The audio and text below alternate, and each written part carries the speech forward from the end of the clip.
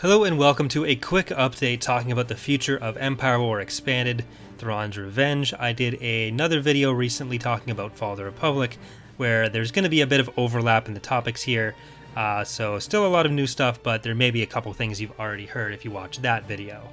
But as I mentioned in that video, we had recently done a meeting with as many of the team members as we could get together. There's a lot of us now.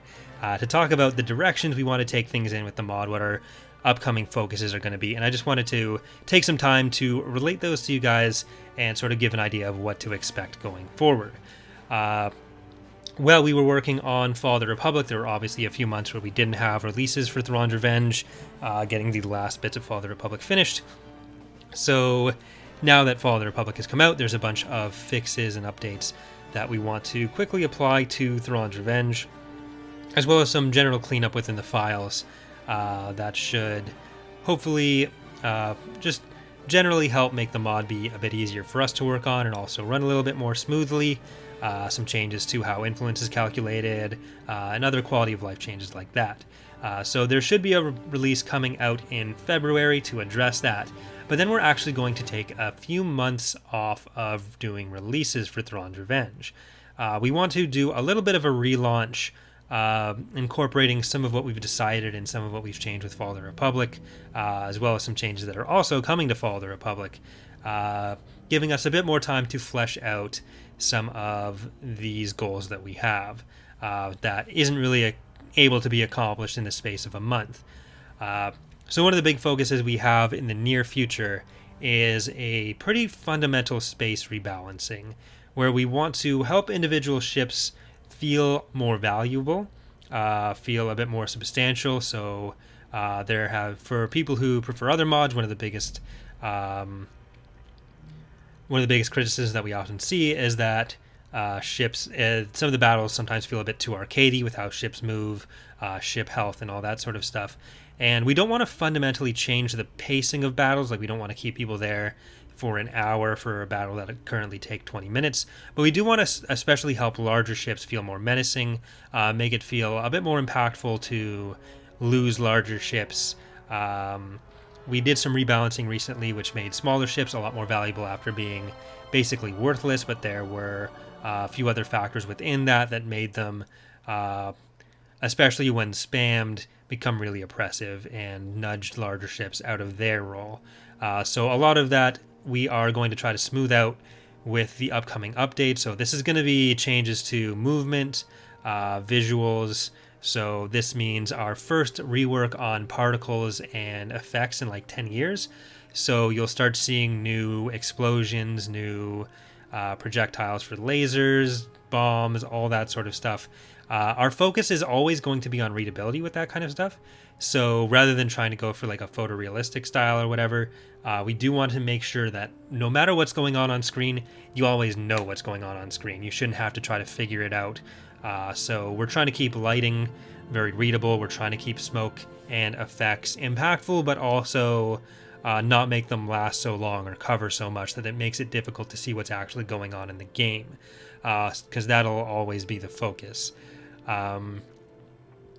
So again, having ships feel a bit weightier when they're moving around, having them take a few more hits. We're going to be changing how health and shields are distributed a little bit, because right now they're mostly even amounts, and to a certain extent shields just feel like a second health bar you just get through and then they don't really come back. There were some changes we made with removing targetable shield gens that we feel went a long way towards making shields feel a little bit more impactful, and we're generally pretty happy with how that went.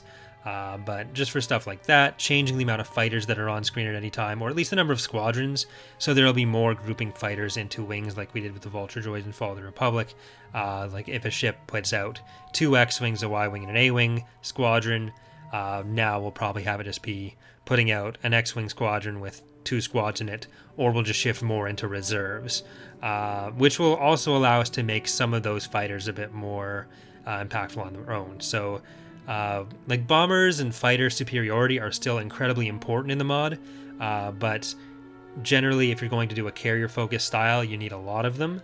Like you end up with a lot of them, and then those do a lot of damage, which makes it feel like individual squadrons aren't as useful as they could be to some people, especially coming from other mods. So there'll be a bit of a focus on making sure that the power of each ship is emphasized, while still keeping the ability and the emphasis on large fleet battles.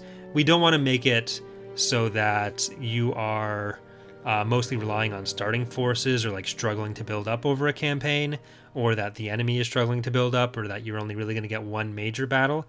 We want to keep generally the size of engagements the same, while still giving the player in AI some ways to recover from certain things, but also make it a bit more punishing to lose in certain cases. Campaign pacing we're generally happy with in Thrawn's Revenge. We do want to get a lot more narrative events in, so we've announced over the last little while things like the Yuzan Vong, the Siruvi, the Chiss, the Hapens. These are all factions that are going to be expanded on and eventually made playable for the most part. The Empire of the Hand is getting a full rework, and that includes some work that'll go into the Chiss Ascendancy, where the Chiss are going to start off as kind of a subset of the Empire of the Hand roster, but we've shown recently one of the new Empire of the Hand ship concepts for the Intigo, which is their battle cruiser style ship. It's 2,200 meters. It's the biggest ship that's going to be in their roster. But Hapens are also going to be the next thing we work on making a playable faction. So there have been a few ships added for them. Another place we're going to be trying to tie narrative stuff into is with influence and government mechanics. We have the basics of the New Republic elections, and that kind of thing is going to be applied elsewhere. Each faction is going to have their own unique government mechanics, so the Empire is going to start getting theirs next.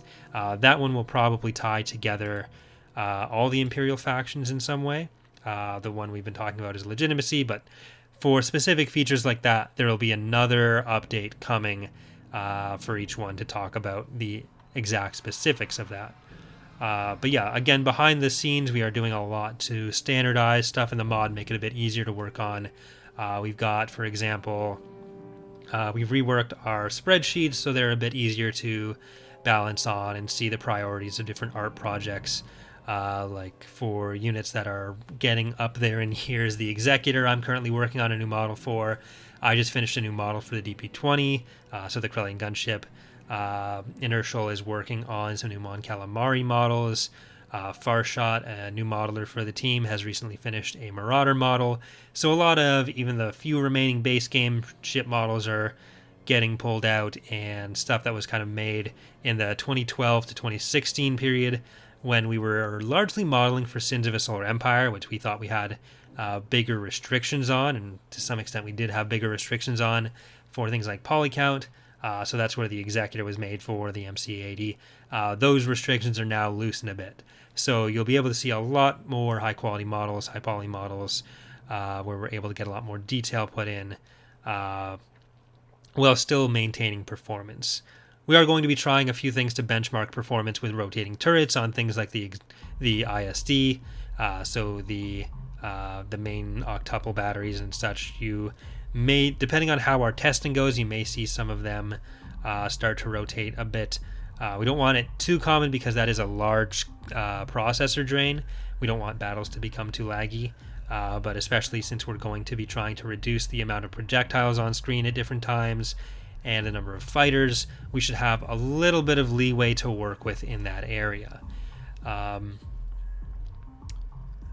But part of the space reworks that I'm talking about is also going to be working in new ability types. So in past releases, we added stuff like boarding. We've added the micro jump ability, the rotation for defensive stations. We're going to be looking to do a little bit more like that, micro jumps as well, which people generally aren't aware of because it's one ship on the Empire of the Hand that has it. We're going to be trying to add a bit more tactical depth for the mod.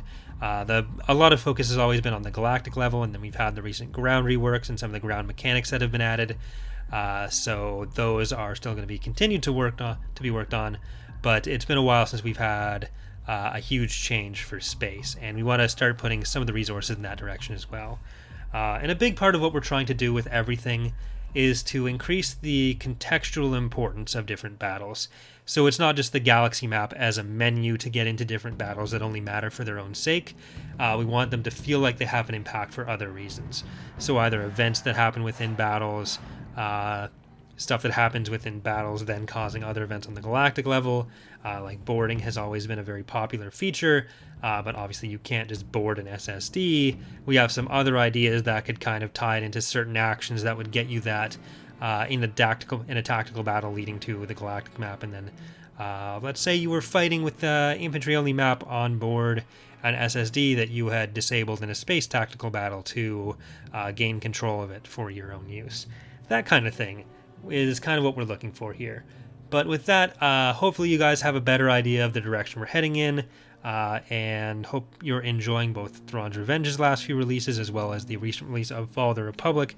There's a link to both of those on the Steam Workshop in the description if you would like to check either of them out. But yeah, so thank you for watching. Hope you're looking forward to the future of Thrawn's Revenge and other Empire War Expanded projects, and hope to see you next time. Bye.